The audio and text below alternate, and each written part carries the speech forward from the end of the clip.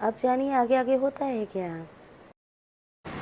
Hey guys, welcome to my channel voice of Heena. कैसे हैं आप लोग? और शादी के दूसरे दिन का ये सीन है आप लोगों के सामने, आप लोग देख सकते हैं।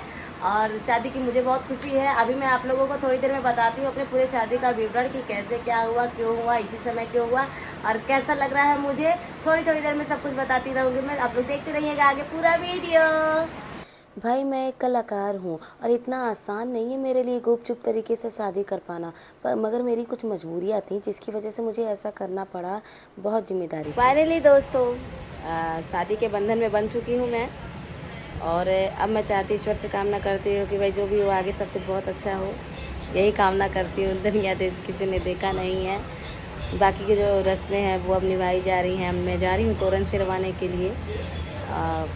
जो होता है शादी के बाद जो वो सामान होता है वो सब ऐसे सिरवाया जाता है। नदी में विसर्जन किया जाता है। मीठा भात बनता है और दाल भरी पूड़ी बनती है। और क्या होता है भाई, दही दही का उपयोग किया जाता है। अभी इसको ले जा के हम लोग नदी के पास जाएंगे, वो सभी विसर्जन होगा और सब लोग इंतज़ार कर रहे हैं। दूल्हे राजा अभी तक आए नहीं, थोड़ा काम से चले गए थे। फाइनली इसके आगे का भी मैं दिखाती रहती हूँ। यहाँ हम लोग घाट पर पहुँच गए हैं और नदी पर पूजा पाठ हो रही है। गंगा मैया को पूजा चल रहा है। हमारे यहाँ जो पूजा पाठ का सामान रहता है शादी में ना, उसे विसर्जन किया जाता है। इसी को तोरण कहते हैं। और जो है कि लावा वावा जो होता है ना, जो भाई फेरों के समय डालता है, उसी लावे को इकट्ठा करके नदी में विसर्जित कर दिया जाता है। इसे मछलियाँ भी खा लेती हैं। हाँ, थोड़ा सा सिस्टम अलग होता है मुझे पता है, लेकिन हिंदू रीति रिवाज के अनुसार हमें ऐसा करना ज़रूरी होता है। और अब मौसी मेरी पूरा पूजा की है, क्योंकि मेरी मम्मी की हालत ठीक नहीं, आपको तो पता ही है। इसीलिए मेरा कन्यादान मेरी मौसी ने किया, क्योंकि मेरी मम्मी बैठने की स्थिति में नहीं थी। और मेरे मामा ने बहुत सपोर्ट किया। आप देख सकते हैं कैसे वो पानी में घुस करके सारी चीज़ों को विसर्जित कर रहा है। उसके बाद अब ये लोग बैठ करके ढेर सारी बातें करेंगे। दाल भारी पूड़ी खाएंगे, मीठा भात खाएंगे, दही खाएंगे, पानी पिएंगे। उसके बाद हम लोग घर जाएंगे। थोड़ी देर के लिए हम लोगों ने नदी का नज़ारा देखना शुरू किया। बाप रे, नदी का बहाव बहुत तेज़ था। ऐसा लग रहा था मानो कि जैसे अगर इसमें कोई घुस जाएगा ना तो फिर वो वापस कभी आ ही नहीं सकता। आप लोग खुद ही देख सकते हैं। शादी तो मेरी हो गई, मैं बहुत खुश हूँ, लेकिन बहुत गुपचुप तरीके से हुआ, क्योंकि मेरी तबीयत की वजह से बहुत जल्दी निर्णय लेना पड़ा। मैं चूँकि इकलौती हूँ तो मेरा ख्याल रखने वाला कोई नहीं था। तो मेरे हस्बैंड का कहना था कि जो हो जाए अच्छा है, बाद में जब तुम ठीक हो जाओगी तो हम एक अच्छी सी पार्टी दे देंगे। इस बात को सुन करके मैं बहुत खुश हो गई। मेरे ढेर सारे रिश्तेदार फिर भी आए थे और वो अभी तक मुझे ढेर सारा समय दे रहे हैं, इसके लिए मैं बहुत खुश हूँ।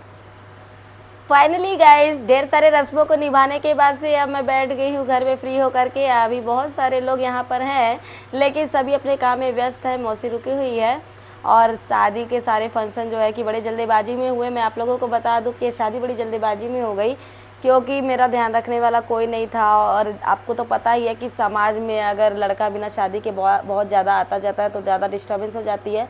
इस वजह से मैंने कहा कि शादी आज नहीं तो कल करनी है, तो क्यों ना कर ली जाए। जब तबीयत अच्छी हो जाएगी तो मिलकर के रिसेप्शन पार्टी दे दी जाएगी। अभी क्या है, और हाँ, काम मैं करती रहूँगी और अपने हस्बैंड जैसे मेरे हस्बैंड बोलेंगे वैसे मैं करूँगी। और काम को मैं तवज्जो देती हूँ और काम को मैं तवज्जो देती रहूँगी। अभी थोड़ी सी तबीयत डिस्टर्ब है, इसलिए थोड़ा सा काम में थोड़ा सा वो डिस्टर्बिंग हो रहा है, लेकिन बाकी सब अच्छा है। आगे चल के मैं आप लोगों को अपने हस्बैंड से भी मिलाऊँगी। चूँकि वो एक राजनीतिक और सामाजिक व्यक्ति हैं, तो ज़्यादातर ऐसे वीडियोस से वो दूर रहते हैं, उनको ये सब पसंद नहीं है। लेकिन मैं तो एक कलाकार हूँ और मैं आप लोगों से ऐसे ही जुड़ करके मिल करके बातें करती रहूँगी। मुझे पता है कि आप लोग मुझे ऐसा देखना चाहते हैं, आप लोगों को मैं ऐसी पसंद हूँ।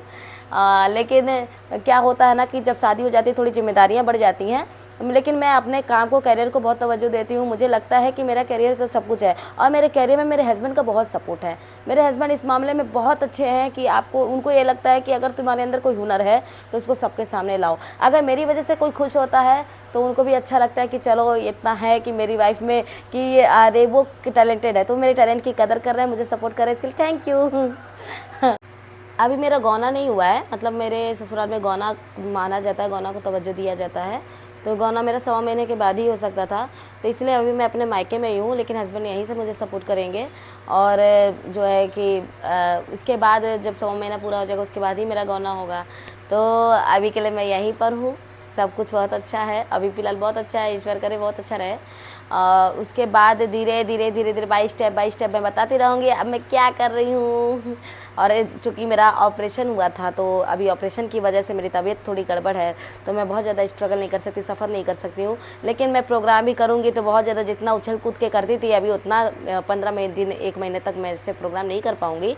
लेकिन जैसे जैसे समय बीतता जाएगा और घाव सूखता जाएगा, उसके बाद मैं फिर से कंटिन्यू करूँगी, क्योंकि कला मेरी लाइफ है। तो अभी आप लोगों को मैं बताती रहूँगी आगे क्या करना है क्या नहीं, और रस्म रिवाज की भी बातें बताती रहूँगी कि कैसे कैसे क्या हुआ। बड़ी ही डिफ़िकल्ट कंडीशन में शादी हुई है ना, तो इसलिए थोड़ा सा मैनेज करना पड़ता है। और अब मेरे भाई जो हैं, किसने किसने मेरी शादी में बहुत ज़्यादा सपोर्ट किया, सहयोग किया, मैं अभी आप लोगों को उन लोगों से मिलाने वाली हूँ।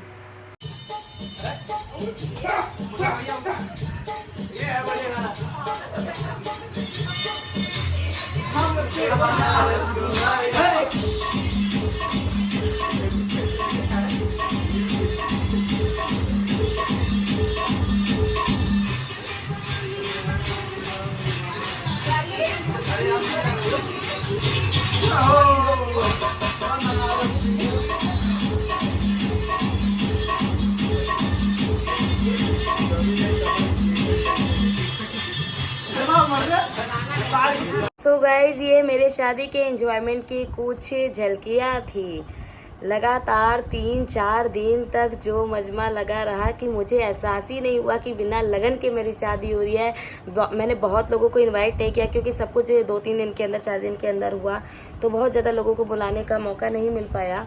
और चूँकि मेरा जल्दी ऑपरेशन हुआ था, तो ऑपरेशन की वजह से मेरा ख्याल रखने वाला कोई नहीं था। तो चूँकि मेरी फैमिली बहुत छोटी है, मामा है, मम्मी है, तो भाई बहन भी मेरे बहुत नहीं है, तो ससुराल पक्ष से मेरी फैमिली बहुत अच्छी है, बहुत बड़ा है। तो इन लोगों ने मुझे बहुत सपोर्ट किया। आपने जो वीडियो में देखा ना, एक मेरे देवर जी लगते हैं वो हैं, और मेरे 3 समझ लीजिए भाई है, अच्छे, मेरा अच्छे भाई है, और विकास भाई, मनीष भाई, अंजलि, इन सब ने इतना एंजॉय किया ना, मुझे एहसास ही नहीं हुआ कि बिना लगन की मेरी शादी हुई है। आप लोग देख सकते हैं, मनीष भाई इसमें नहीं है, क्योंकि मनीष थोड़ा सा व्यस्त था, उसके नाना की तबीयत खराब थी, तो वो उसमें व्यस्त हो गया, तो वो आ नहीं पाया। लेकिन उसकी बेस्ट विशेष थी, लेकिन शादी में वो सम्मिलित था। और उसके बाद से बाकी समय में भी वो है, अभी थोड़ी देर में वो आएगा, वो भी इंजॉय करेगा, खूब इंजॉय करेगा, मुझे पता है। खूब हंसते बोलते हैं सब। और जैसा मेरा ससुराल है, औसम यार, मेरी सासू माँ ने, मेरी जेठानी जी ने, मेरी ननद ने, मेरे जेठ जी ने, उनके बच्चों ने जितना मुझे सपोर्ट किया, प्यार किया, कि मुझे एहसास नहीं हुआ कि इतना सब कुछ जल्दीबाजी में हुआ। क्योंकि शादी विवाह में फैमिली का होना बहुत ज़रूरी है। और दुनिया हो चाहे ना, अगर मेरी फैमिली थी, मेरे फैमिली फ्रेंड्स थे, मेरे आर्टिस्ट थे, तो मुझे इतनी खुशी हुई कि जो भी ज़िंदगी में मैंने सोचा था वो सब कुछ मुझे मिल गया। घर वाला भी मेरा अच्छा है, घर वाले के घर वाले भी अच्छे हैं, और मेरा भी घर अच्छा है। मेरे मम्मी मामा सब लोग बहुत सपोर्ट कर रहे थे। हाँ, थोड़ा सा ये था कि उनको ये खुशी थी कि मेरी बेटी अच्छी है, सुखी है, और जो है कि अच्छे लड़के शादी हो गई है। और मेरी जो जेठानी जी है, उनका बहुत सपोर्ट था। मैं आगे आने वाले समय में अपने हस्बैंड से, जेठानी से और उनकी फैमिली से, सबसे आप लोगों को रूबरू करवाऊंगी, दिखाऊंगी कि शायद ईश्वर ने बड़े ही शिद्दत से मेरे भाग्य को लिखा था। तो सो गाइज, मुझे मेरी ज़िंदगी में जो भी अच्छी खुशियां हैं उसके लिए मैं ईश्वर का धन्यवाद देती हूँ। और आप लोग को चाहती हूँ कि आप लोग ऐसे ही अपना प्यार सपोर्ट मुझे देते रहिएगा। बाय बाय गाइज, और मेरा ख्याल रखिएगा दोस्तों, कि वीडियो को ज़्यादा से ज़्यादा ज़रूर शेयर करिएगा, सपोर्ट करिएगा, और मैं अपने लाइफ पे कुछ कर पाऊँ, इसके लिए ज़रूर मुझे प्रेरणा दीजिएगा। Thank you so much. Bye bye दोस्तों, अपना ख्याल रखिएगा दोस्तों।